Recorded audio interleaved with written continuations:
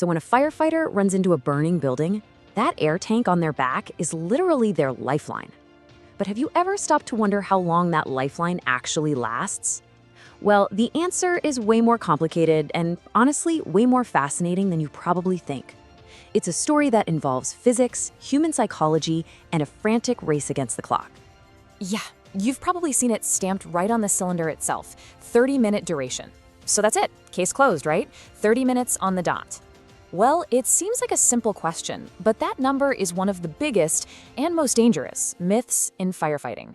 It's a myth that, if taken at face value, could cost someone their life. The truth? That 30-minute rating is just a perfect world best-case scenario starting point. The real time on that clock is decided by this constant battle of variables, from the laws of physics to what's happening inside the firefighter's own body. And getting that calculation wrong is not an option. So let's just pull back the curtain on this. Where does that 30-minute number even come from? To really get it, we've got to start with the gear itself. This is the SCBA, the self-contained breathing apparatus. You can basically think of it as a firefighter's personal, portable bubble of fresh air.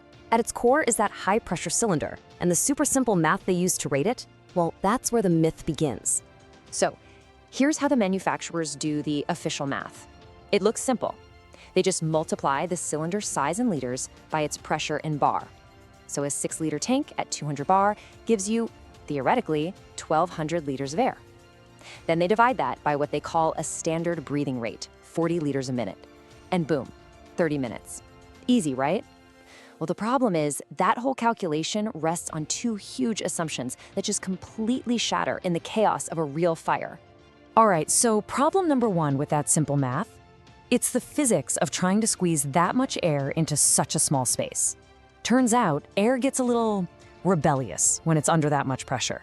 Think of it like packing a suitcase. At first, your clothes go in easy, but as you really start cramming stuff in there, the clothes themselves start to push back, right? They resist.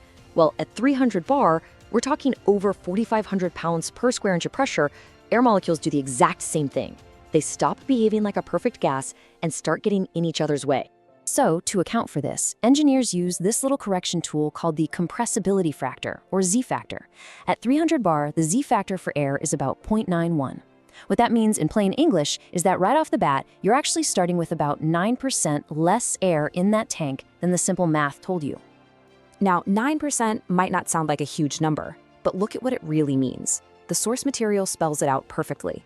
That small correction just wiped out almost 200 liters of air. In firefighter terms, that's 5 whole minutes of breathing time, just gone, vanished into thin air, literally, before they even take their first breath. But, you know, the laws of physics are only half the story here. The biggest, most unpredictable, and most important variable of all isn't the tank, it's the person strapped into it. It all boils down to something called respiratory minute volume, or RMV. It's a fancy term for a simple idea. How much air are you breathing in 1 minute? And this right here is the single biggest factor that decides how long that cylinder is going to last. And for a firefighter, that number is all over the place. Remember that 40 liter per minute number that the math was based on? That's for what they call moderate work.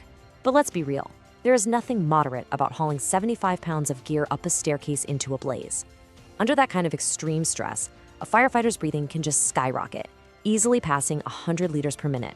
And just like that, your theoretical 30-minute tank is suddenly a 12 or 15-minute tank. And then you throw the human mind into the mix. In a high-stress moment, maybe getting lost in the smoke or tangled up in debris, that fight-or-flight response kicks in hard. A sudden jolt of panic can cause hyperventilation, and that can double your air consumption rate in an instant. So with all these wild variables, how in the world do firefighters manage their air and make sure they get out alive? Well, they sure don't trust that rated time on the bottle. They trust their gear, their training, and some very strict rules.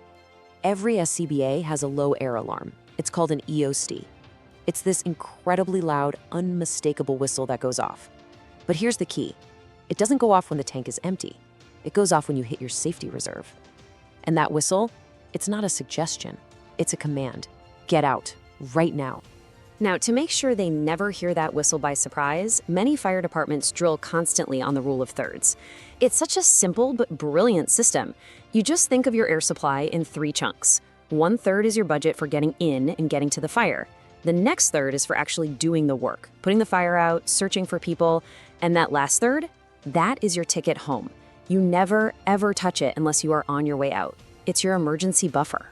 What's really interesting is that there are different philosophies on how to build in that safety buffer. The European standard, for example, sets the alarm at a fixed pressure, 55 bar. So no matter the tank size, the whistle blows when you have that exact amount of air left. The US standard is different. It sets the alarm at a percentage, usually 33%. This means if you have a bigger tank, you get a bigger reserve. It's more focused on giving you a reliable amount of time to get out. So we've seen how physics and physiology can steal precious minutes away. So the question is, can technology help give some of that time back? Oh yeah. And the answer is all about making the gear lighter. You know, air cylinders have gone through this incredible evolution. They started out as these super heavy, all-steel Type 1 tanks. But today, the absolute state-of-the-art is the Type 4 cylinder. We're talking an incredibly light polymer liner that's then wrapped in a super strong carbon fiber composite shell. And here is why that evolution is a total game changer. A modern Type 4 cylinder can be over 30% lighter than the older models. And that's not just about being more comfortable. Shaving off that weight fundamentally changes the entire air consumption equation. Think about it. It's a really simple chain reaction. You make the gear that a firefighter has to carry significantly lighter. That directly reduces their physical workload. Less work means a lower heart rate and, most importantly, a lower respiratory minute volume. They just don't have to breathe as hard to do the exact same job. And what does that mean? Less air being used every minute translates directly into more minutes on that cylinder. That means more time to search, more time to fight the fire, and a bigger safety margin to get out. At the end of the day, it all comes back to buying them more time to save lives. So, that kind of leaves us with a final thought, doesn't it? We always think of firefighting tools as axes and hoses and ladders. But as technology keeps pushing forward, maybe the biggest gains in safety and effectiveness won't come from a new tool they carry into a fire, but from the very materials they wear on their backs.